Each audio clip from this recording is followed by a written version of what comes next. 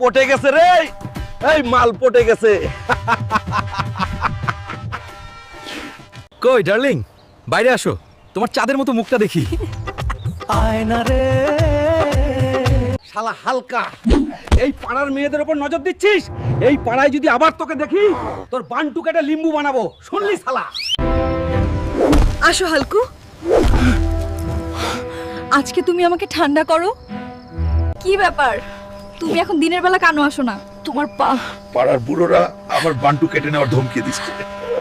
শালা হালকা রাতের বেলাই আসছে এখন, তালে দাঁড়া বালের পুটকি জ্যাম না করলে হবে না। ঠিক আছে ডার্লিং। অনেক হলো, এবার আমি যাই। টাটা টাটা, বাই বাই, দেখা হবে আবার ডার্লিং।